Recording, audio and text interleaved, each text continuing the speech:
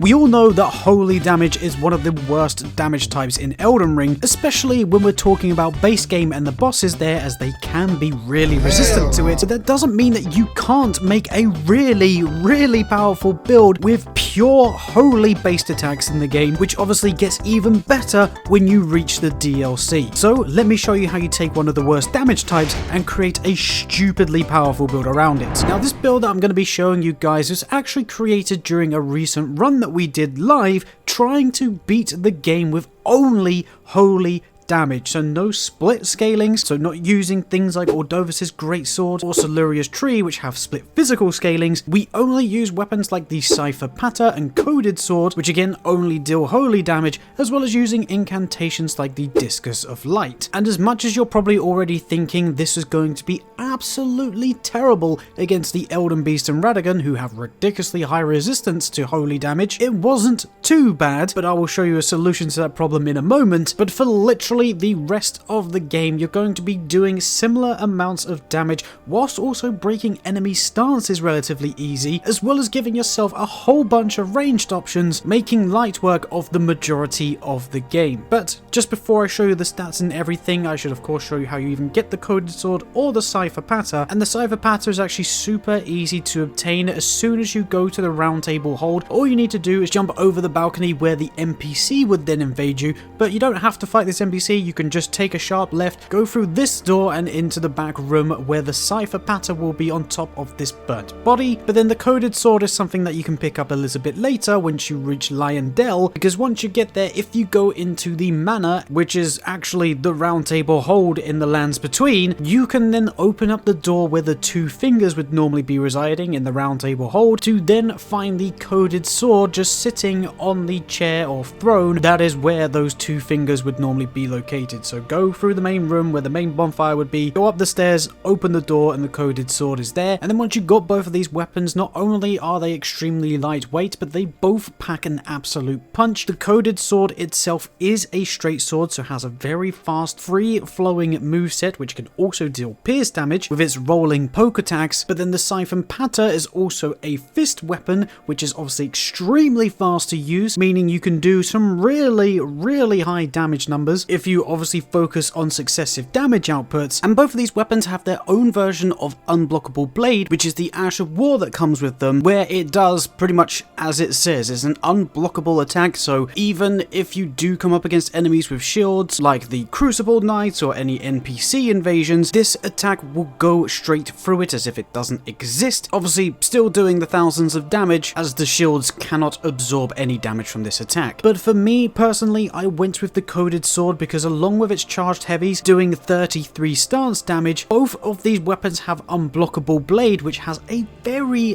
good amount of reach, as well as being able to do thousands of damage along with 30 stance damage. And those of you that have been around the channel will know how much I love breaking enemy stances and getting those sweet critical hits in, so for me the Coded Sword was a no-brainer. But equally, the Cipher Patter was also wrecking bosses during this run, and obviously the main thing that allowed us to do that was this build that I'm throwing up on screen for you. No matter whether you're choosing the Patter or the Coded Sword, the stats are going to remain the same. So as you can see, we've got 50 points into Vigor, 16 Mind, 21 Endurance, and then we left Strength, Dexterity, and Arcane at their base stats, which is 10 because we did start as a Wretch, before then putting 23 Intelligence into the build and 89 Faith. If you wanted to, you could take the 9 points out of Faith and put them into Vigor just to get closer to that 60 Vigor soft cap, but I was just trying to get the most damage possible out of this particular build, and in order to do that with the Coded Sword, I found it best to be pairing that with the two-handed Sword Talisman, as well as the Shard of Alexander, Ritual Sword Talisman, and of course the Sacred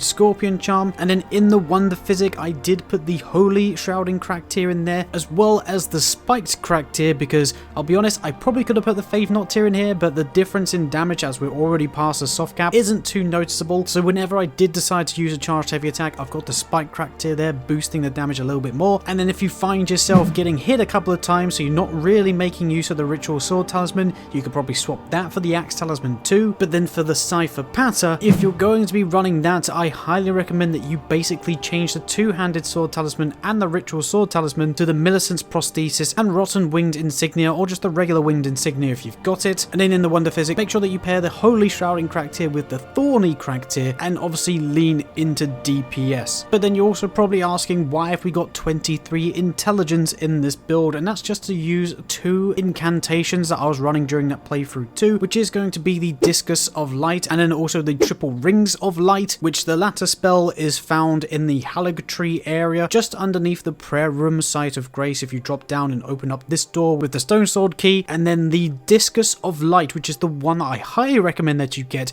is actually tied to Corrin's quest, which if you talk to him when you first go to the round table and get him to move to Altus Plateau when you get there for the first time, you can then make him aware of Goldmask's location, who is on the other side of the Broken Bridge, which is around this area in the Altus Plateau. And once interacting with Goldmask first, you can then go back to Corrin's new position here in the Altus Plateau, tell him where Goldmask is, and then go back to Goldmask at the end of that broken bridge to where Corrin will be residing next to him. And if you open up his shop here, he will now have the Discus of Light. So it's a little bit back and forth, but if you want a full guide on that quest, I'll leave a link to the quest video in the description. But the Discus of Light is by far one of the best incantations in the game, hands down, let alone holy incantations, because it only costs 3 FP to use it. It's also chargeable and can deal thousands of damage at an extremely long range. You've probably seen it in some of the fights, especially against people like Putrescent Knight, where we basically take away half of his health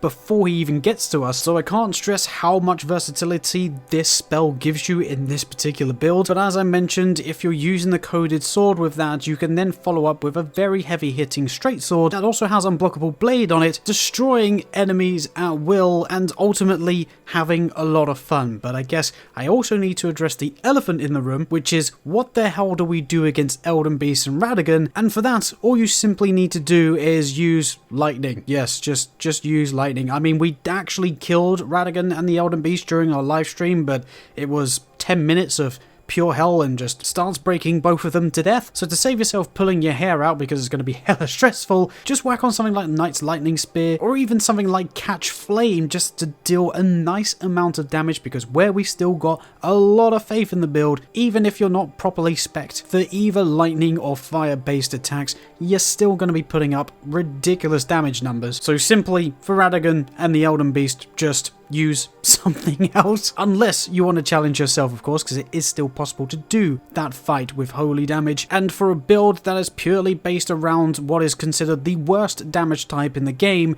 it absolutely trounces everybody. And if you haven't used a pure holy build before, I highly recommend that you do. But that is everything for this particular video, guys. It was super fun to be using this build live, doing our holy only run, and we're actually planning on doing more runs in the future, again doing them live for you. So if you want to stick around the channel and get involved with those live streams, do be sure to subscribe and turn on those notification bells, as in that way you won't miss out on those future streams or any future videos like this one. But also, if you happen to enjoy this video or you found it interesting in any way, if you also don't mind me asking you just to leave a cheeky little like rating down below, that genuinely also helps out the channel so much. And not only that, it's also the quickest way to tell me that you enjoy these build videos and that you want to see more of them. But otherwise, go have fun with this build and these weapons and incantations. Have a good rest of your day, evening, morning, whatever time it is for you. And I guess I'll catch you in the next video of whatever it is that we make.